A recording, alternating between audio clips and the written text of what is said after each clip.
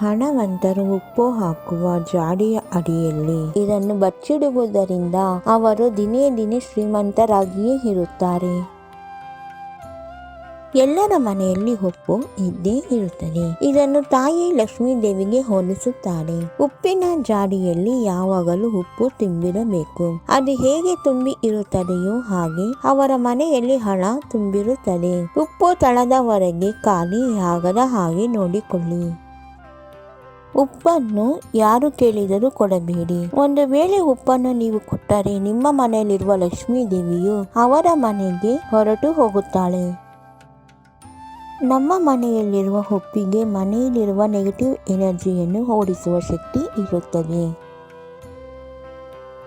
ನಮ್ಮ ಮನೆಯಲ್ಲಿ ಹಣ ನಿಲ್ಲಲು ಹಾಗೂ ನಾವು ಶ್ರೀಮಂತರಾಗಲು ಉಪ್ಪಿನ ಡಬ್ಬಿಯಲ್ಲಿ ಹೀಗೆ ಮಾಡಬೇಕು.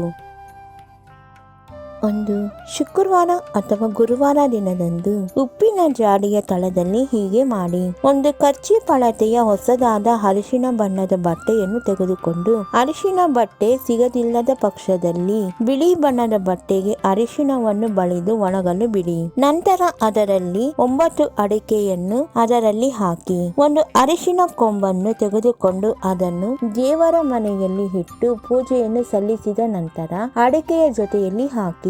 ಲಕ್ಷ್ಮೀ ದೇವಿಗೆ ಪ್ರಿಯವಾದ ಬೆಳ್ಳಿಯ ವಸ್ತುವು ನಾಣ್ಯ ಅಥವಾ ಚಿನ್ನವನ್ನು, ಅಂದರೆ ಒಂದು ಚಿಕ್ಕ ಮೂಗುತಿಯನ್ನಷ್ಟಾದರೂ ಸಾಕು, ಅದನ್ನು ಹಾಕಿ ಬಟ್ಟೆಯಲ್ಲಿ ಸುತ್ತಿ ಉಪ್ಪಿನ ಜಾಡಿಯಲ್ಲಿ ತಳದಲ್ಲಿ ಇಟ್ಟು ಅದರ ತುಂಬ ಉಪ್ಪನ್ನು ತುಂಬಿಡಿ. ಪ್ರತಿನಿತ್ಯ ಉಪ್ಪನ್ನು ಬಳಸಿ. ಉಪ್ಪು ಖಾಲಿ ಆಗದ ಹಾಗೆ ನೋಡಿಕೊಳ್ಳಿ.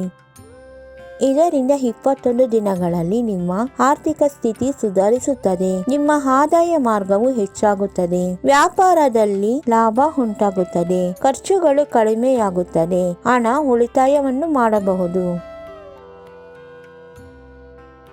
ನಮ್ಮ ವಿಡಿಯೋ ನೋಡಿದ್ದಕ್ಕಾಗಿ ತುಂಬಾ ಧನ್ಯವಾದಗಳು ಸ್ನೇಹಿತರೆ. ನೀವಿನ್ನೂ ನಮ್ಮ ಚಾನೆಲ್ ಅನ್ನು ಸಬ್ಸ್ಕ್ರೈಬ್ ಮಾಡಿಲ್ಲವಾದರೆ ದಯವಿಟ್ಟು ಈಗಲೇ ನಮ್ಮ MS ಯೂಸ್ಫುಲ್ ಮಾಹಿತಿ ಚಾನೆಲ್ ಅನ್ನು ಸಬ್ಸ್ಕ್ರೈಬ್ ಮಾಡಿ, ಬೆಲ್ ಐಕಾನ್ ಮೇಲೆ ಕ್ಲಿಕ್ ಮಾಡಿ, ನಿಮ್ಮ ಸ್ನೇಹಿತರಿಗೆ ಶೇರ್ ಮಾಡಿ. ಎಲ್ಲರಿಗೂ ಈ ಮಾಹಿತಿ ತಲುಪಲಿ. ಮುಂದಿನ ವಿಡಿಯೋದಲ್ಲಿ ಸಿಗೋಣ.